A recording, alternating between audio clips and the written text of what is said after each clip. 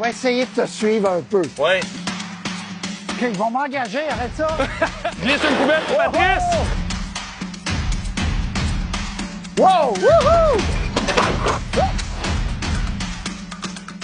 L'espacement des cueillettes, ça a été toute une histoire dans certains quartiers à Montréal. Est-ce que c'est possible à Montréal de faire ça aux 2 semaines, 3 semaines? Je crois qu'il faut cibler les quartiers par pragmatisme, c'est-à-dire des endroits comme je pense dans le West Island où c'est des bungalows, des maisons simples et seules avec des grands terrains.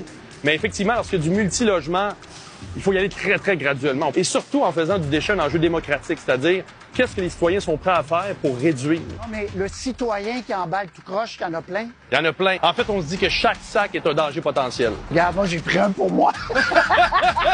Bac de recyclage. Oui, mais c'est la poubelle, ça. On le prend parce que regarde qu'est-ce qu'il y a dedans. Fait que nous, le camion, bien sûr, doit nettoyer la ville. On n'a pas à faire le tri.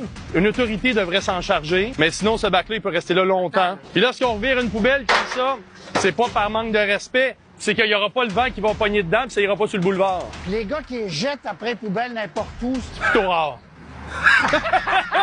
regarde ça. La construction. Ouais. Bon, il y en a un petit pour moi. Hop. Il y avait probablement beaucoup de matière compostable, putricible là-dedans. OK. Mais il se force pas à faire le tri, là. Wow! T'as descendu. Ça, c'est ça qu'il faut pas que tu fasses. Ça, je ferai jamais ça. Non, je vais me tuer.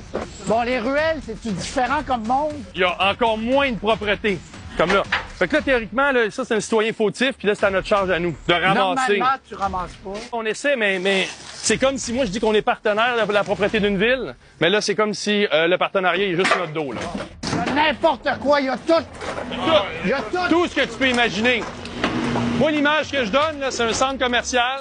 Tu regardes ce qu'il y a dedans, 10 ans plus tard, tout est dans les vidanges. Il fait vraiment un beau travail. Les sacs, les rues barrées, faites quoi?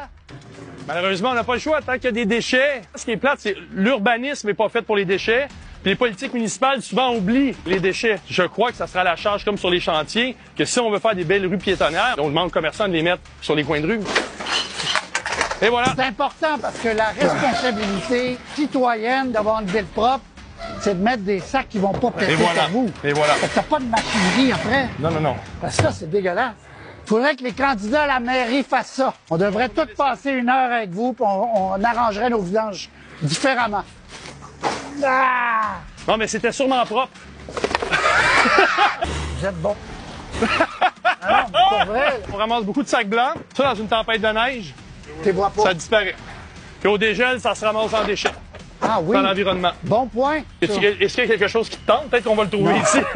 T'sais, on devait faire les 3 R. Recyclage, réutilisation, réduction. C'est ça.